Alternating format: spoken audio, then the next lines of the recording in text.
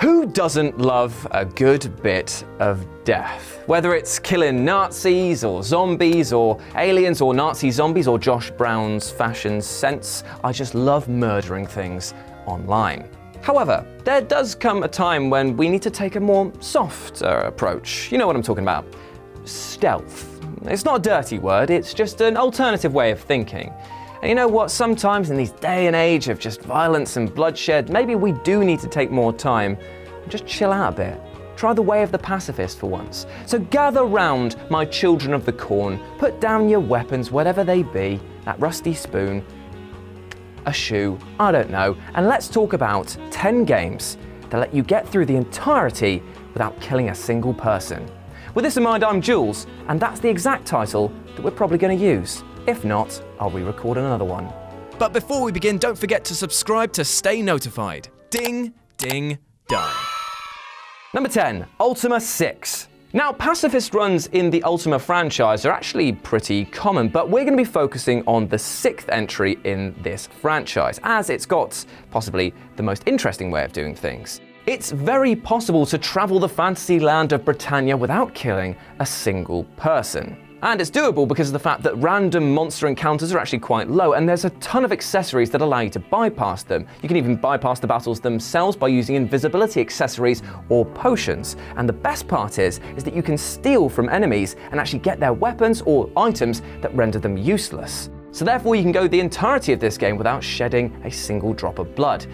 However, have to admit, if you did try this in real life, aka the Royal Britannia, and you went around here trying to rob people, you'd probably be munching on a few LB suppers for dinner, wouldn't you? Wouldn't recommend it. Number 9, Fallout 3.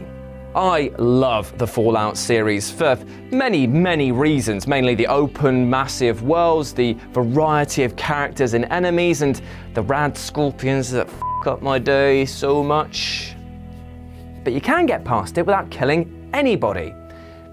It's a war-torn apocalypse environment, but you can do it if you so want to, and Fallout 3 is a good example. The only enemy that you kind of have to kill is a rad roach at the very beginning in the tutorial level with a BB gun, but I don't know, man. I mean, I've shot my cousin a fair few times with a BB gun. He didn't die. He's blind in one eye though, but he didn't die. So we're just gonna say, for the sake of this argument, that the rad roach has been knocked out. He's sleeping.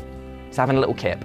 But you don't have to kill anyone else though, so a pacifist run of this game is incredibly doable.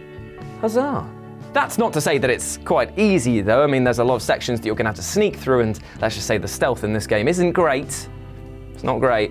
And you have to run through a lot of areas with enemies shooting you and just hope you don't die. So just stock up on the stim packs and you'll be absolutely fine. It is doable. Number 8, Postal II. Now, Postal II is one of the most violent and most weird games that I've played in a long time. You can set fire to elephants, you can play golf with shrunken heads that you've lopped off bodies, you can even use cats as silencers. Like I said, it's an odd game, but you can do it without killing a single person. You see, all the main objectives in this game can be achieved with non-lethal methods, and it all revolves around picking up the stun gun near the beginning of the game.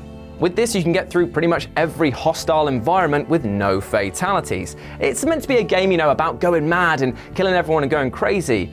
But if you don't, the developers actually reward you with a little extra bit of dialogue when you complete the game saying, "Thank you, Jesus." Isn't that nice? Number 7, Perfect Dark. Now, Perfect Dark is an FPS, but there is a way of completing the entire game without any fatalities, which actually lends itself quite well to the whole ethos of the game of slipping into the super sexy spy shoes of Joanna Dark. Now, the player is able to disarm enemies, which renders them completely defenseless, and in most cases, they'll just give up on the spot, which is a nice little touch. However, there are some of them that'll whip out a cheeky pistol and have a pop again, but again, if you disarm them or use your close combat takedowns, you can render that point moot. Moot, I say. And if you're in the comments section going, well, how is this non-lethal? It looks like he's breaking his arm or his legs. If Batman can do it, if Batman can go and whack a guy's face into the wall and say that's non-lethal, then we can do it here.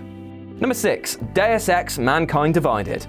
After a bit of backlash from fans of the original reboot, where basically you could use stealth in all areas but the boss battles, Mankind Divided came out and set the record straight. Stealth was a viable option, and a bloody good one too.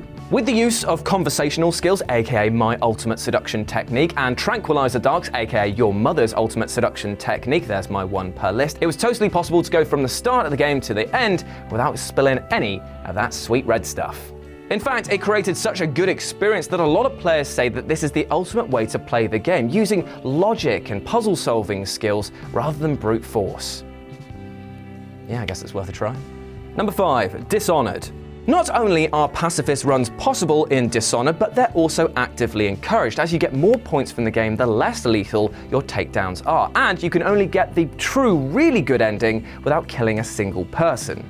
And part of the brilliance of this game is how its chaos system works. If you go around just murdering everyone willy-nilly, then the game actually gets harder by adding in more enemies in the later game.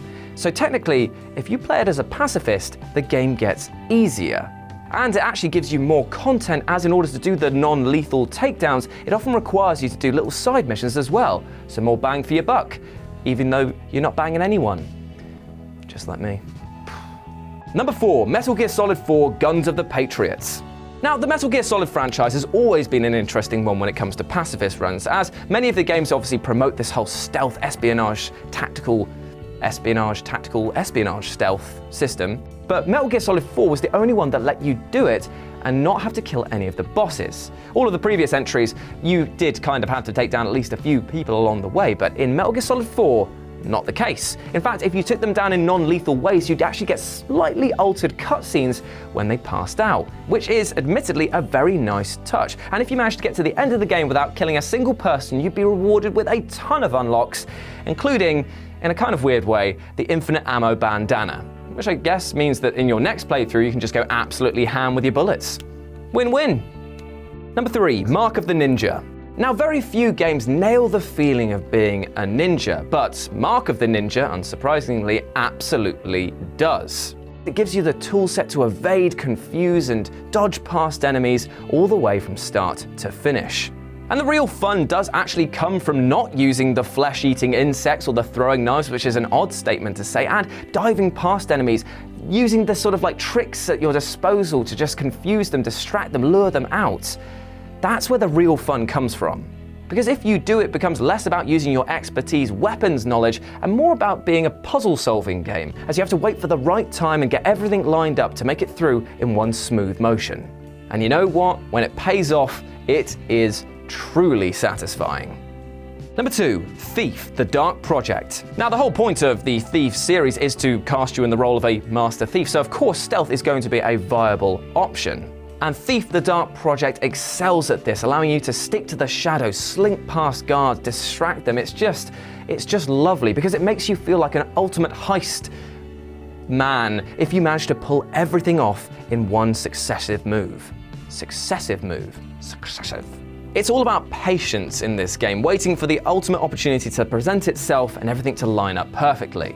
And if you're really pro, you can forego the non-lethal weapon that your character actually starts with and do nothing to attack enemies at all, just literally sitting in the shadows and waiting. God, what a life, eh? And number 1, Undertale. I mean, the tagline is the friendly RPG where no one has to die. I mean, yeah. That's why it deserves the top spot on this list. Whatever your opinion on the game, it's done a very, very interesting thing, allowing you to go through and befriend enemies, disarm them without ever having to attack them. And it plays into the gameplay really nicely as well, because your character doesn't level up. They stay progressively weaker as the game gets harder. But if you can do it, if you can get to the end, then not only do you get the sense of satisfaction for completing the game in such a fashion, but you also get the best possible ending, the happy ending. And you know what? It really is nice. It is worth doing. Unlike some of the other ones on this list, I can genuinely say this one was fun to do. So, what have we learnt from this then? I think it's time to put down the guns, put down the knives, put down those keyboards, you absolute weapons. And you know what? Pick up a pair of these.